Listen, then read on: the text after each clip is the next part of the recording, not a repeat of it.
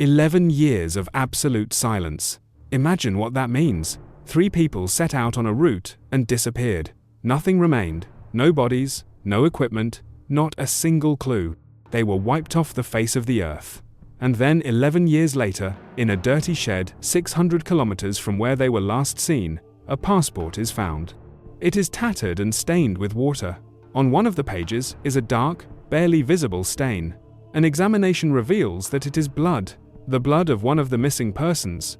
This is a story about how someone else may have taken them, and that someone remained silent for 11 years. It all began in 2012 for 3 tourists from Austria, Andreas, Marcus, and Clara. It was supposed to be the trip of a lifetime. All 3 were experienced hikers, not novices. Andreas, who was 34 at the time, had already hiked in the Himalayas. Marcus, his peer, was a photographer who dreamed of capturing the untouched nature of Patagonia. Clara, who was 29, worked as a medic and was responsible for the group's safety. They were not reckless adventurers. They had been preparing for this trip for almost a year. They studied maps, bought the best equipment, and read reports from other groups. Their destination was Argentine Patagonia in the province of Rio Negro. It is a wild, beautiful place, utterly indifferent to human life. Their route ran through the Nahuel Huapi National Park, with an ascent of Mount Trespicos. It is not the most challenging route, but it is very isolated. You can walk there for weeks without meeting a single soul. They left the small town of Elbolson, leaving their excess belongings at the hotel and informing the manager of their approximate return date, which was 2 weeks later. The first 4 days went according to plan. They made contact twice via satellite phone, short messages to their families in Austria. The first day is behind us. Everything is great. The views are incredible. Day 3. We made it to the lake. A little tired, but everything is fine. The messages were calm and mundane. No cause for alarm. On the 5th day, the last message arrived. It was addressed to Andreas's brother. The text was simple. Approaching the foot of Trespicos, the weather is starting to deteriorate. No communication for 3 or 4 days. Don't worry, see you soon. After that, silence. At first, no one was concerned. They had warned that there would be no communication, but when 4 days passed, then 5, then 6, and there was still no news from the group, the families in Austria began to worry. They contacted the hotel in El Bulon. The manager confirmed that the tourists had not returned at the appointed time. A couple more days passed, and it became clear that something serious had happened. The family sounded the alarm and contacted the Austrian embassy in Buenos Aires. The story began to gain momentum. On March 28, 2012, a formal search and rescue operation commenced. It involved the Argentine GIM, rescuers from the national park, and volunteers from the local mountaineering club, Club Andino Bariloche. First, they tried to determine the last known location of the group. Thanks to their previous message, this was not difficult. The foot of Mount Trespicos. Helicopters took to the air to survey the area from above. But, as Andreas had warned, the weather had taken a turn for the worse. Low, heavy clouds clung to the peaks. Strong gusts of wind blew, and snow began to fall. For the end of March, which is autumn in the southern hemisphere, such weather is typical. But for a search, it was a disaster. The flights had to be postponed. All hope rested on the ground teams. Dozens of people combed the area sector by sector. They followed the group's presumed route, straying hundreds of meters from the trail in both directions. They searched gorges, forests, and the banks of glacial rivers. The rescuers were experienced people. They knew what to look for and where to look. Footprints, scraps of clothing, abandoned equipment, a place to rest, anything. But they found nothing. Absolutely nothing. It was as if 3 people with all their equipment, a tent, backpacks, sleeping bags, had vanished into thin air. Soon, investigators gained access to the cloud storage where Marcus's camera had automatically synced. At the same time, he had access to the network. There, they found the last photo taken on the morning of the 5th day, shortly before the previous message was sent. The picture was clear. It showed Andreas and Clara standing in front of the Trespicos mountain. They looked tired but happy. There was no trace of fear or anxiety on their faces. They were dressed in good, warm clothes. Behind them, The edge of their bright orange tent was visible. This photo was the final proof that they were alive, and exactly where they claimed to be. It also made their disappearance even more mysterious. But if they had had an accident, if they had fallen off the slope, or been hit by an avalanche, where were the traces? Why had the rescuers who had combed the area thoroughly found no tents, backpacks, or bodies? The search continued for over a month. With each passing day, hope faded. The weather worsened and heavy snow fell in the mountains. It became almost impossible to comb through the area. At the end of April 2012, the active phase of the search was called off. The official version was predictable, an accident. Most likely, the tourists were caught in an avalanche or fell into one of the numerous glacial gorges where their bodies were forever hidden under tons of ice and snow. It was a logical assumption, but one that lacked support from any evidence. The lack of traces did not give peace to the rescuers, let alone the families of the missing. The relatives of Andreas, Marcus, and Clara refused to give up. They flew to Argentina, hired private climbers, and offered a reward for any information leading to the capture of the fugitives. But it was all in vain. Private searches also yielded no results. Years passed. The story of the 3 Austrian tourists gradually faded into one of the many legends of Patagonia. This vast wild land knows how to keep its secrets. The case was closed and archived. For 11 years, no one remembered this tragedy. In 2023, in a dusty shed 600 kilometers from Trespicos, the police made a discovery that turned the cold case of the disappearance into something much more sinister. And this discovery forced everyone to ask a new question. What if the mountains had nothing to do with it? For 11 years, the case lay in the archives labeled accident. For 11 years, the families of the missing lived without answers. And then in 2023, reality shattered. The story continued where no one expected to find it. Not in the mountains or the glaciers, but in a small, unremarkable village in the province of Chubut, 600 kilometers south of Mount Trespicos. This is an entirely different landscape, dry, sunshine pampas, where the wind blows dust across endless plains. Here, unlike in touristy Rio Negro, life flows slowly and harshly. A man named Santiago Vargas lived in this village.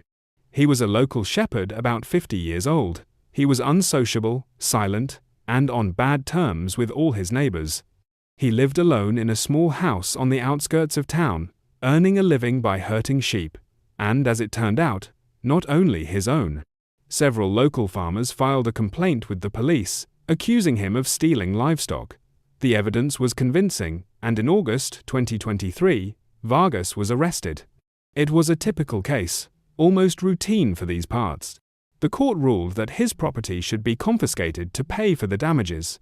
2 police officers arrived at Vargas's house to make an inventory. The house was run down, and it smelled of dampness and age. But the most interesting thing awaited them, not in the house, but in the shed. It was a dilapidated structure made of corrugated iron and planks filled to the brim with all kinds of junk. Old canisters, rusty tools, coils of barbed wire, broken furniture. The police officers, 2 young men, began to sort through the debris without much enthusiasm. The work was dirty and dull. One of them, Corporal Romero, rummaging through a pile of old rags in the corner, stumbled upon something hard. He pulled it out into the light. It was a small book with a dark burgundy cover. At first, he didn't know what it was. The cover was swollen from moisture and had dried out, becoming hard and warped. He struggled to open it. On the first page was the emblem of the European Union and the word "Rise, Pass," a passport, a foreign one. Romero called his partner. Together, they began to examine their find. The passport was in terrible condition. Many of the pages were stuck together. The photograph of the owner, a young man with short hair and a serious expression, was blurred with water stains around the edges. Name: Marcus Grunwald. Nationality: Austria. The date of birth confirmed that he was 34 years old at the time of his disappearance. The police officers exchanged glances. The surname and country meant nothing to them, but finding an Austrian passport in the shed of a shepherd who stole sheep was strange to say the least. The senior police officer, who had been serving in the area for a long time, vaguely recalled an old story. "Wait a minute," he said. 10 years ago or more, they were looking for some tourists here. I think they were also from Austria. They disappeared in the mountains in the north. The find was immediately seized as evidence and sent to the station. There, they ran Markus Grunwald's name through the database. A few minutes later, information about the 2012 case appeared on the computer screen. 3 Austrian tourists, Andreas, Clara, and Markus, missing in the Trespicos mountain area. Search is unsuccessful. Case closed. The cold, dusty case suddenly became hot. Vargas, who was already in custody for cattle theft, was immediately questioned. This time, the questions were completely different. The investigator placed a passport in a plastic bag in front of him. "What is this, Senor Vargas, and how did it end up in your barn?" The shepherd looked at the passport without any interest. His face was expressionless. "I found it," he muttered. "Where did you find it?" asked the investigator. "By the road. It was just lying in the mud." "When did you find it?" "I don't remember. A long time ago. 5 or 6 years ago." "In 2017, the investigator clarified. "Maybe." Vargas shrugged. "What difference does it make?" His answers were provocatively implausible. He couldn't, or wouldn't, specify the exact location where he found the passport, or the circumstances of the discovery. Why had he kept it all these years? Vargas smiled at this question. "I threw it in the shed and forgot about it. What was I supposed to do with it?" He behaved as if he were being asked about a stone he had found, not a missing persons document. He was either incredibly stupid or hiding something. The investigators leaned toward the latter. The area where he grazed his sheep was far from tourist trails. Most importantly, the area where he lived and worked was not even included in the search zone in 2012. It was too far south.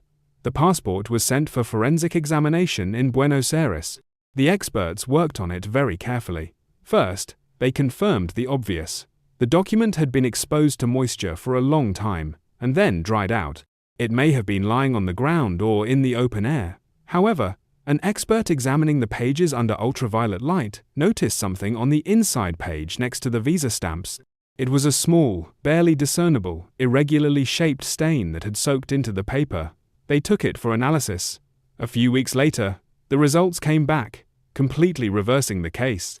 The stain on the passport page was blood, human blood. The lab requested DNA profiles of the missing tourists' relatives, which had been kept on file since 2012. The comparison left no room for doubt. The DNA from the bloodstain matched that of Markus Grunwald's parents, with a probability of 99.9%. Now it was no longer just a passport. It was evidence, direct proof, that at some point Markus had been injured and bleeding, and his passport was nearby. The find in the shepherd's barn was no longer a strange coincidence. It became a sinister link between this man and the missing tourists. The disappearance case was immediately reopened, but with a new classification, suspicion of murder. And the only suspect was the silent shepherd Santiago Vargas, who claimed that he had simply found the passport on the road. However, no one believed that version. Now the question was, did he act alone? And where were the bodies of the other 2 tourists? Marcus's blood on the passport found at Vargas's place turned everything upside down. Now the police had not just a witness, but the main and only suspect. The theory of an accident in the mountains fell apart. Investigators began working on a new, terrifying version. The 3 tourists did not die in an avalanche or a fall. They encountered a man on their way. And that encounter proved fatal for them. A new search operation was immediately organized. However, this time the epicenter had shifted 600 kilometers to the south. Dozens of police officers and forensic experts surrounded Santiago Vargas's house and property. They combed every inch of his land. They used ground-penetrating radar in the hope of detecting disturbances in the soil layers that might indicate a possible burial site. Dogs trained to search for human remains sniffed every bush and every stone on the vast area where the shepherd had grazed his sheep. They tore up the floors in his house, checked an old well, and dug through all the rubbish behind the barn. They were looking for anything: bones, scraps of clothing, pieces of equipment, a tent, backpacks, boots, anything that belonged to the Austrians. The search continued for several weeks, but just like 11 years ago in the mountains, they found nothing. Emptiness. Apart from that single passport, Not a single item was found, nor was there a single trace linking Vargas or this area to the missing tourists. It was inexplicable. If he had killed them here, where were the bodies? Where were their belongings? The Patagonian steppe was not a glacier. It could not simply swallow 3 human bodies and all their equipment. Vargas was questioned again and again. He was shown the results of DNA tests. "This is the blood of Marcus Grunwald," said the investigator slowly and clearly. "It's on the passport you hid in your shed. Explain that, Vargas." But the shepherd was like a stone. He sat staring at one spot and repeated the same thing over and over. "I found him. I don't know anything else." He didn't shout, didn't try to justify himself, didn't panic, he just kept silent. It was either a sign of absolute innocence or incredible cold composure. The investigators were at an impasse. They had evidence that screamed of a crime. A passport with the victim's blood in the suspect's house is very significant. But it wasn't enough. There was no direct evidence of murder. There was no murder weapon. There were no witnesses. And most importantly, there were no bodies. Legally, without bodies, it is almost impossible to prove murder. It can be proven that Vargas found the passport. It can be proven that Marcus's blood was on the passport. But it was impossible to prove that Vargas was the cause of that blood. The prosecutor in charge of the case was faced with an impossible task. He could not charge Vargas with murder because such a charge would have collapsed in court, and it was illegal to keep him in custody indefinitely solely on suspicion.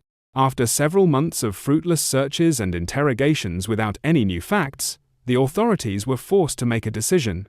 Santiago Vargas was released. He served his sentence for cattle theft and was set free. The case of the disappearance of Andreas, Marcus, and Clara remained open, but once again reached a dead end. Now, there was a sinister shadow in the form of a shepherd, but nothing more. A new theory emerged. Perhaps the whole story of the disappearance in the mountains was deliberate misinformation. What if the tourists had successfully descended from Trespicos? What if they were walking along the road trying to reach the next town and ran into Vargas or someone else? Maybe the tragedy didn't happen in the wilderness at all, but on the side of a dusty road. Perhaps they were robbed and something went wrong. This version explained why the passport was found so far away, but it didn't explain where the rest of their belongings were, and most importantly, where the people themselves were. Today, Santiago Vargas lives in the same village. His neighbors look at him with fear and suspicion. The police keep an unofficial eye on him, but he is free. He is the only one who could tell the truth, but he remains silent. A story that was once considered a tragic accident for 11 years has evolved into an unsolved mystery, with a living and silent suspect. A single passport with a small bloodstain destroyed the simple version of events, but provided no answers. It only gave rise to new, even more terrifying questions. What really happened to the 3 tourists in Patagonia? And what secret does the old shepherd keep who one day found their past on the road? We don't know, and we may never. Thank you for always watching the entire video. If you enjoyed it, please give me a like, leave a comment, and don't forget to subscribe to my channel to support me. Thank you all very much. Goodbye and see you in the next video.